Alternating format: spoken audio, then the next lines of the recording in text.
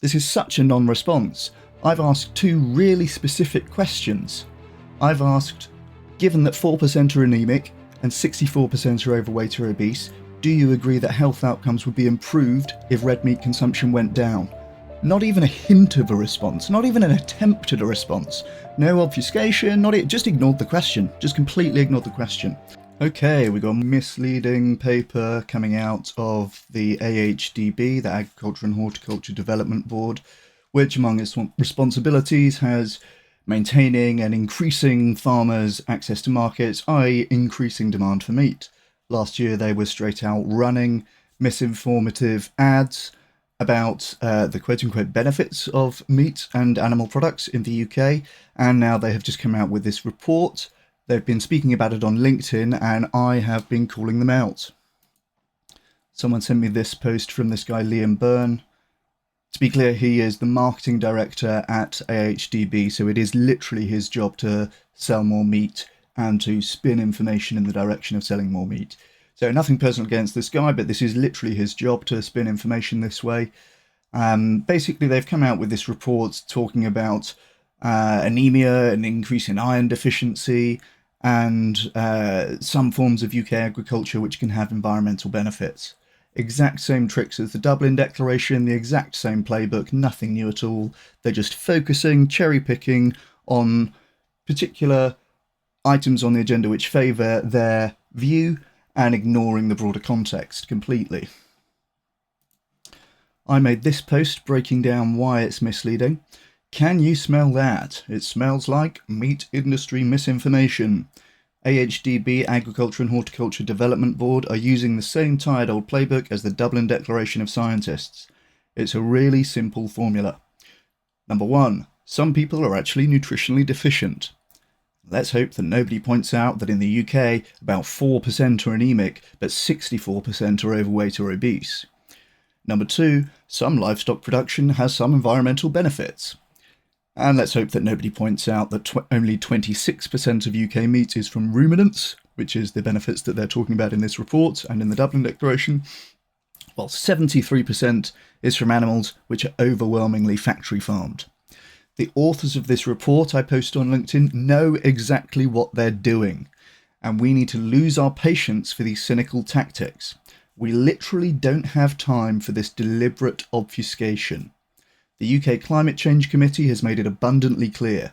We need to eat less meat, a lot less, and soon.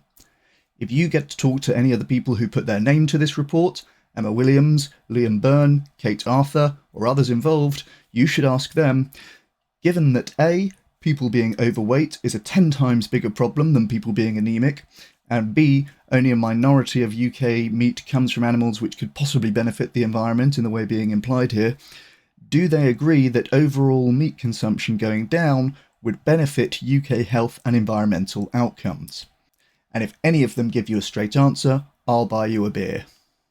I've called this one out really quickly because it's really obvious what they're doing. It's not at all new or clever, even in the slightest. It's not at all confusing in the way that these things are meant to be a bit confusing.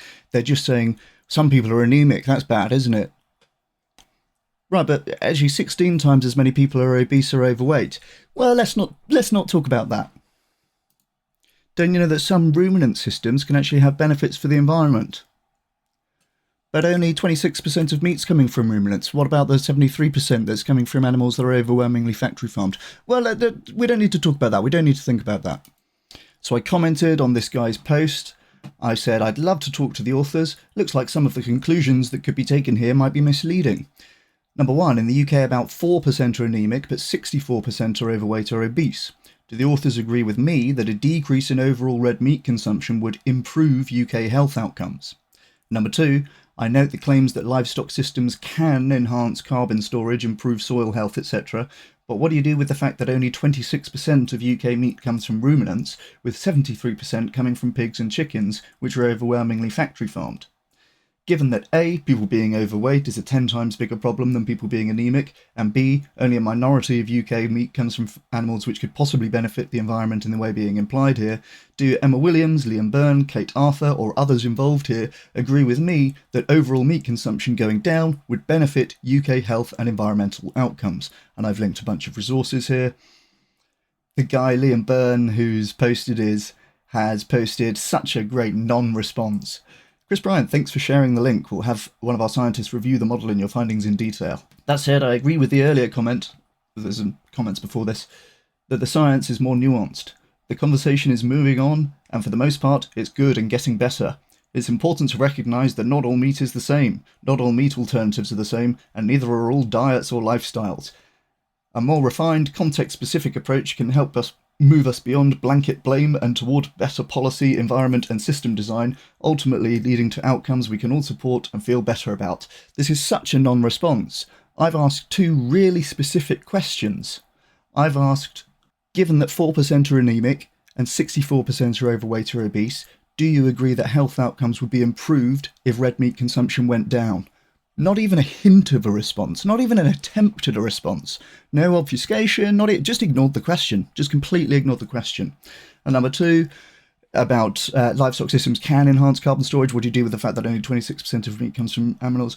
Right, he talks about not all meat is the same, but again, basically gives no response to my point that a minority of meat is falling into this category that they're talking about, and most meat does not have environmental benefits. Again, this guy is not a researcher, right? He is the marketing director, for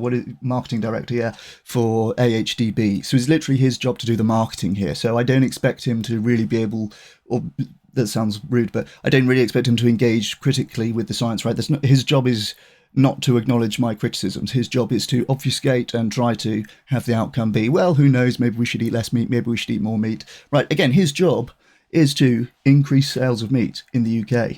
So he can't agree with me here. Now, on my post over here, I just noticed this.